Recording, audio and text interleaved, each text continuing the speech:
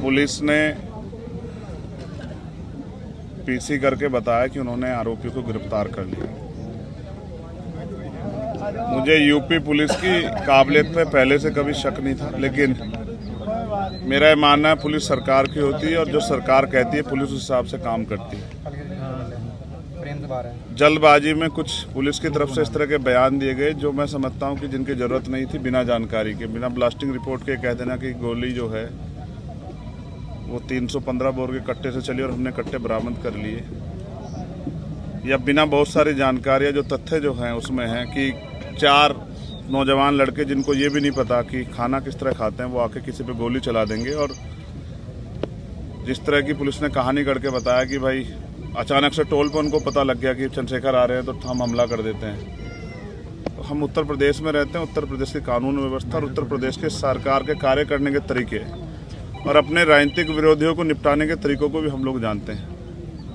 किसी को CBI ED income tax से निपटा रहे हैं, किसी को मुकदमों से जेलों में ठूस के जबरन झूठे मुकदमे लगा के झूठे गवाह तैयार करके निपटा रहे हैं, और जो उनसे नहीं बचे हैं उनको गोली के जरिए जो है निपटाने काम कर रहे हैं।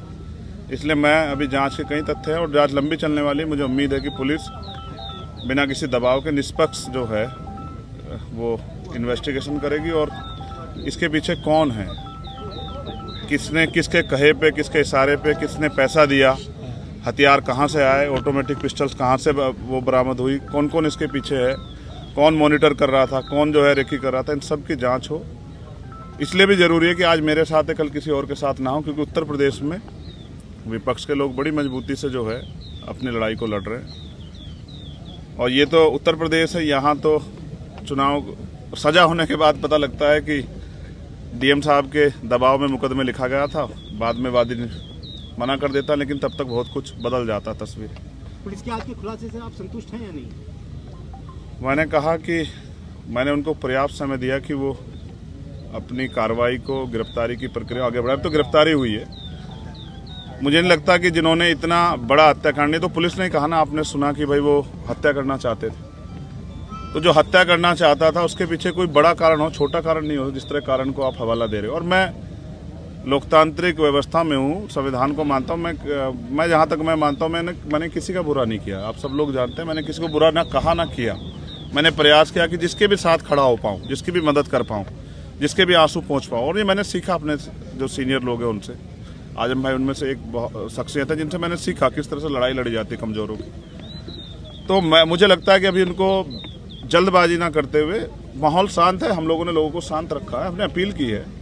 उस समय ईद का त्यौहार था, हमारे कंधों पर जिम्मेदारी थी, हमने लोगों से अपील की, लोगों ने हमारी बात को माना भी। तो वो जल्दबाजी ना करे, बिना ब्लास्टिंग रिपोर्ट के कह देना कि गोली कौन सी, हमें पता है गोली कौन सी है। तो जल्दबाजी ना करें, सारे जो जितने भी जो तथ्य हैं, जितने भी जो दिशाएं, उन पर सब पे काम करें।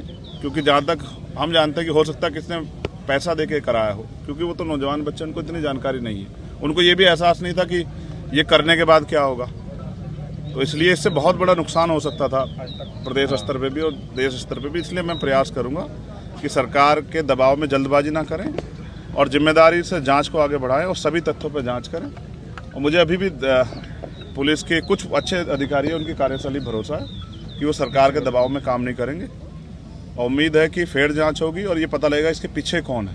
कल की जो आप लोगों की घोषित पंचायत है उसके बारे में अभी मैंने लीडर्स को बुलाया है, सब लोगों को, और मैं चाहता हूं कि पुलिस को पर्याप्त समय मिले जिससे कि आसानी से वो अपने कार्य को आगे बढ़ा पाए। ये ना हो कि हम इसमें फंसे रहे, इसलिए हमने कार्रवाई को में ढिलाई बरत दी। तो आज शाम तक उसकी स्थिति 6 बजे, 6-6:30 बजे क्लियर हो जाएगी। और मेरा प्रयास रहेगा कि मैं उनको समझाने में कामयाब हो जाऊँ कि क्योंकि कावड़ का समय आ रहा है और मोह अच्छा नहीं है, नुकसान हो सकता है। मैं कोशिश करूंगा कि किसी भी तरह का जुटान ना। अध्यक्ष जी, जब आप पे हमला हुआ तो आपने ये कहा था कि हमारे सहयोगियों ने, साथियों ने उन लोगों को पहचान लिया था। तो जिस प्रकार उनके आज आपने देखा प्रेस वार्ता हुई, तो क्या लगता है वही व्यक्ति थे? नहीं, दिखाए नहीं। आपने देखा क्या दिखाए? आपने देखा हो तो मीडिया के लोगों ने बताओ। फोटो भी वायरल हो चुके हैं, आपने देखा हो? नहीं, पुलिस की कार्यशैली ऐसी, फोटो किसी का दिखाते हैं, जाता कोई है, हथियार कोई होता है, लगाया कोई जाता है, पकड़ते कहीं से हैं, दिखाते कहीं से हैं। तो इतने कम समय में कट्टे से तो फायर नहीं हो सकती लगातार, और फायर 6-7 हुई है, 3 नहीं हुई है। तो मैं कह रहा हूँ ना, अभी जांच कर लें, जल्दबाजी ना करें।